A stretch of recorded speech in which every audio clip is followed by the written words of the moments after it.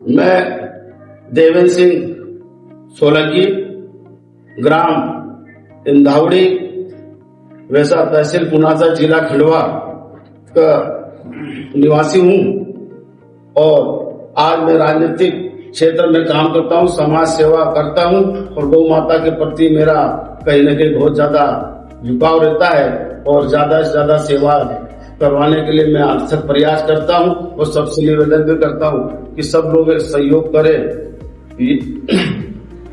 और मैं आज राजनीतिक क्षेत्र में होने के नाते मैं विधायक प्रतिनिधि और अन्य दायित्व भी मेरे पास थे। जय हिंद, जय भारत, वंदे मातरम। चलो हो गया। तो रतन जी, आपको ये गौशाला की शुरुआत कब हुई थी और कैसे हुई? ये पहले से तो मेरा ये था कि मैं थोड़ा पहले उसमें सरपंच रह चुका था, तो मैं पुनासा मेरा आना जाना लगे रहता था। तो जब मैं देखता था रास्ते में जाते हुए समय पे, तो कोई रोड पे गाय चलती दिखती थी मेरे को गौ माता, तो ऐसे कहीं रोड पे पड़ी हुई दिखती थी, कोई एक्सीडेंट वाली दिखती थी। ऐसे देखते देखते मेरे को वो चीज बर्दाश्त नहीं हो पाई। उसके बाद में मैंने जनपद पंचायत से मांग की और गौशाला यहाँ पर निर्माण करवाया। गौशाला का निर्माण है 29/12/2022 जब से मेरे मन में ये आएगा, देखो ये हेड़ा पेड़ा मैं ही देखता जाता था, तो मैंने सोचा कि उसके बाद में मैं गौशाला चालू करने से मकसद था मेरा कि मैं सेवा ही करूँ। और पहले मेरा लगन ये था, मैं सरपंच रहा जब भी, गांव को मैं ये मानता था गांव जो है वो मेरा मंदिर है, गांव की जनता जो भगवान है, मैं उनका पूजा है। इस लक्ष्य में मैं गांव में भी था विकास पे। उसके बाद में यहाँ पर भी जो है मेरा यही लक्ष्य है कि यार गौ माता जो गली में घूम रही है, जो हेड़ा पेड़ा लेके आ रही है, जो बीमार वाली है, इनका इलाज करवाए, इनका सेवा करें और इनको गौ माता के प्रति अपन जुड़े रहे, मेरा ये लक्ष्य था। और इसी हिसाब से मेरे उस कर्मचारी को काम करने वाले 2-4 जैसे रामपाल भाई है, रूप सिंह भाई है और महिला मंडल भी है, तो ये भी सेवा देते हैं, यहाँ पर काम करते हैं। और भूसा का जो रहा है, तो भूसा भी हम खुद ही जाते लेने, भूसा खुद ही लाते हैं और जो भी है वो सेवा में हम लगे रहो। ये हमारे देवेंद्र दादा है गांव के, ये इनका भी योगदान मेरे पास होते हैं। पंडित जी कल्यापुर वाले, उनका भी योगदान हर माह आना जाना रहता है। तो ये इनके सारे इनके जो है इनके सहयोग से ये गौशाला भी चल रही है।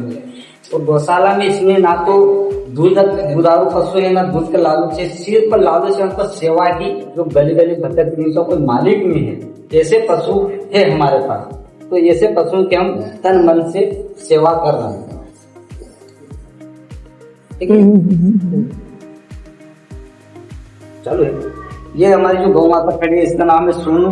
ये है बच्ची जो भग रही है, इसका नाम है सती। और एक ये है, ये हमारी गोरी, जैसे इनका नाम भी रखे हम। और देवेंद्र भाई, आपके प्रति गौ सेवा की क्या और क्या विचार है आपके? देखो, आज हम राधा कृष्ण गौशाला में आए हुए हैं। हमारे साथ में जो सेवा करते हैं, दिल और दिमाग से सेवा करते हैं, वो पूरे मेहनत के साथ सेवा करते हैं। ऐसे इस गौशाला के जो अध्यक्ष है, पूर्व में भी ये सरपंच रहे, सरपंच में भी इन्होंने कई अच्छे कार्य किए पंचायत गांव में। ऐसे हमारे बैतान सिंह डाबर जी हमारे बीच में है। हमारे बीच अभी हमने भागवत कथा और माँ सात माता बागेश्वरी की स्थापना भी करवाई थी। उस बीच हमारे पंडित जी से भी हमारी मुलाकात हुई थी और उन्होंने बढ़िया यहाँ पर भागवत कथा करी। ऐसे मनोज जी व्यास जी भी हमारे बीच में और मेरे साथ हमेशा साथ रहते। ऐसे तिलोक घाटे जी भी है। और यहाँ पे जो गौ सेवा को नियमित जंगल में चराने के लिए एक महान कार्य कर रहे हैं, ऐसे रामपाल जी, उनके सहयोग में एक हमारे गांव के ही सहयोगी है, ये रात दिन मेहनत कर। मैं बताना चाहता हूं कि गौ माता एक ऐसी माता है, आज नहीं हमारे युगों युग तक यदि हम बात करें तो गौ माता हमारी एक माता है। मगर कहीं न कहीं अभी भी हमें कुछ लोगों ने इस गौ माता के प्रति सिर्फ गौ माता एक पशु है ये बताकर और गौ माता पशु मानते हैं, पर मैं बताना चाहता हूँ कि गौ माता दूध देना, दूध निकाल लेना और उसको बाहर कर देना, ये कहीं हमारी कहीं न कहीं गलती है। गौ माता हमारे रामायण हो या भागवत कथा, उसमें भी कहीं न कहीं गौ माता का वर्णन होता है। क्योंकि मैं राजनीतिक मंच पे भी जाता हूँ या मैं किसी अन्य मंच पे भी जाता हूँ, सामाजिक मंच हो या कोई सा भी मंच हो, उस पर एक बात जरूर कहता हूँ कि गौ माता एक अपनी माता है। जैसे हमारी माँ शांत होती है, उस माँ को हम शमशान घाट ले जाते हैं और शमशान घाट ले जाने के बाद उस माँ का अंतिम संस्कार करते हैं। जैसा हम अंतिम संस्कार क्यों करते हैं उसका भी मैं आपको बताना चाहता हूँ कि हमारी माँ का कोई भी अंग न बचे। यदि हमारी माँ का अंग बचता है तो हम उसको गया जी और नर्मदा जी में उसका विसर्जन करते हैं। उसी प्रकार आज ये हमारी गौ माता है कि गौ माता जब हमारी शांत हो, उस गौ माता को हम कहीं न कहीं विसर्जन करना चाहिए। विसर्जन एक नियमित गड्ढा करवाकर हमने ग्राम धौड़ी गौशाला में हमारे अध्यक्ष और हमारे सहयोग से हमने यहाँ पे गौ शमशान घाट के भी यहाँ पे स्थापना करवाई है। हमारी जो भी गौ माता शांत होती, चूंकि मेरी गौ माता शांत होती है तो मैं मेरी गौ माता को मेरी गाड़ी में बिठाकर गाड़ी में लाता हूँ और यहाँ पे गड्ढे में विसर्जन करता हूँ। इसलिए मैं सभी से निवेदन करता हूँ, ये गौ माता है और गौ माता को गड्ढे में विसर्जन करना चाहिए।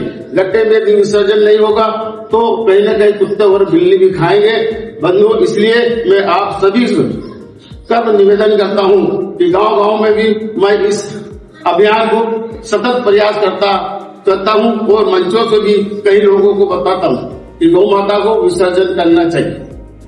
यही हमारी गौ माता है। और मैंने देखा है, मैंने जब भी हम 6 भाई थे जब अलग हुआ, उस समय मैंने सबसे पहले मेरी पत्नी या मेरे बच्चों को कोई कपड़े या सोने के गहने नहीं ला के दिए। मैंने सबसे पहले जैसे ही घर में अंदर हुआ मैंने एक गौ माता खरीदी और ऐसा योग मिला। आज देखिए हम गौशाला में खड़े भी, राधा कृष्णन गौशाला में ऐसा योग मिला कि मैं भी गौ के प्रति कहीं न कहीं थोड़ी बहुत जितनी बनती है गौ माता की मैं पूरी सेवा तो नहीं कर सकता हूँ, मगर कुछ सेवा मैं जरूर करता हूँ। और ऐसे ही हम रेतान डाबर जो कि हमारे सामने खड़े भी, इनके से मैंने जब अलग हुआ तो मैंने एक गाय माता खरीदी और गाय माता खरीदने के बाद मैंने घर में अंदर प्रवेश किया। तो यही गौ माता है और आज जो भी हूँ मैं सिर्फ गौ माता के कारण आज खड़ा हूँ। और मैं आज भी हमारे जयपुर जो आए हुए हैं उनके साथ में रहकर मैं गाँव-गाँव जा रहा हूँ। गाँव-गाँव जाने के प्रति आज गौ माता के प्रति इतना लगाव लोगों के प्रति आस्था जुड़ती जा रही है। हमने देखा था पहले भी पंडित जी ने यहाँ पे भागवत कथा नहीं करी थी, जब भी हमारे गांव में गौशाला थी। 2022 से गौशाला खुली, जब से हमारे गांव में यहाँ पे गौशाला गौ के प्रति कहीं न कहीं झुकाव या उनका आस्था बहुत कम थी। मगर जैसे पंडित जी ने यहाँ पे भागवत करवाई और माँ बागेश्वरी की स्थापना कर, उसके बाद यहाँ कहीं न कहीं गौ माता के प्रति लगाव बराबर रहा। यही और हमने जब पंडित जी ने यहाँ मंच से हमारी महिलाओं को ये बताया कि गौ माता और गौशाला में एक एक दीपक जलाना चाहिए, तो हमारी दीपावली के समान इस गौशाला में दीपक जलते रहे। तो गौ माता की ये महिमा है। यदि गौ के शरण में जाओगे तो आपको किसी प्रकार की कोई दिक्कत नहीं होगी। मैं बताना चाहता हूँ कि गौ माता वो गौ माता है कि जिन्होंने कृष्ण भगवान ने भी 12 साल तक गौ माता को चराया था। जब गौ माता को कृष्ण भगवान ने चराया तो उनकी मम्मी ने, उनकी माता जी ने उनको बोला था कि बेटा कम से कम तू जूती या चप्पल पहन ले।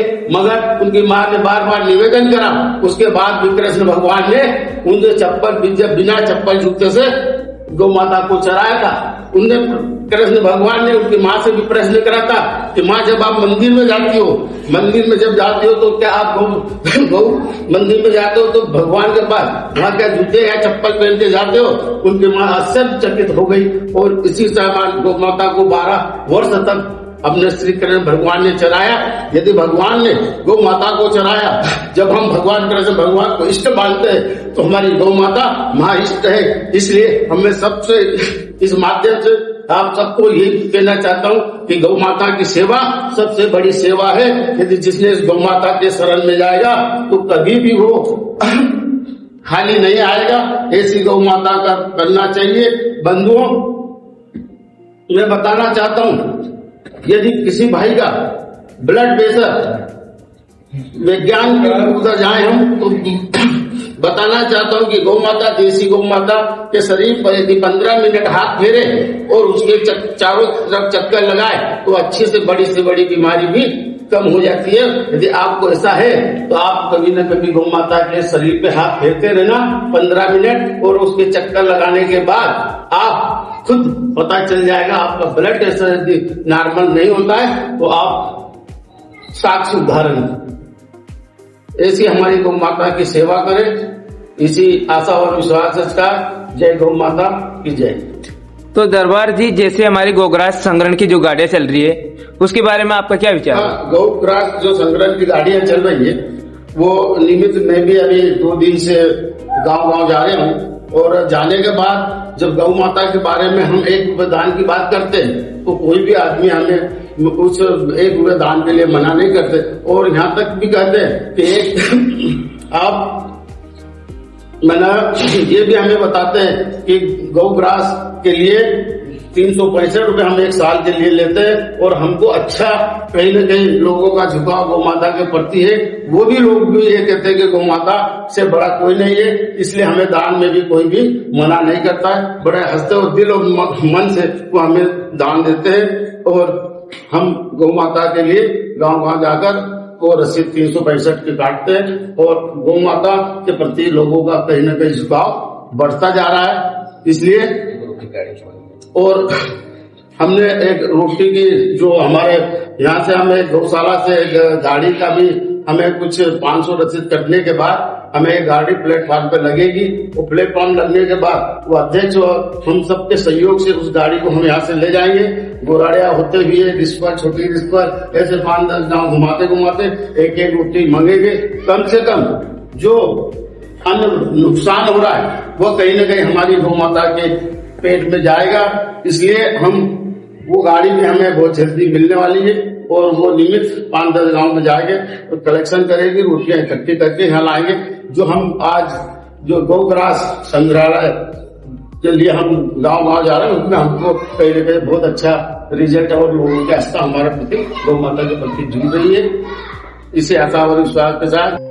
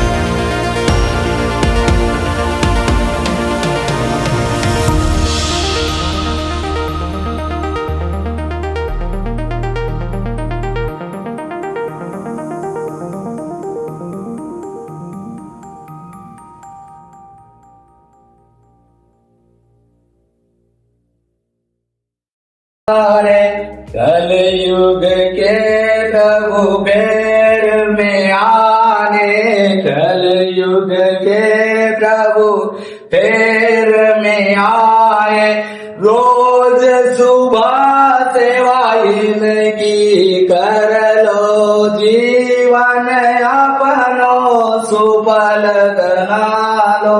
राम नाम बोलो मने, हरे राम बोलो रे, सुबह शाम बोलो मने,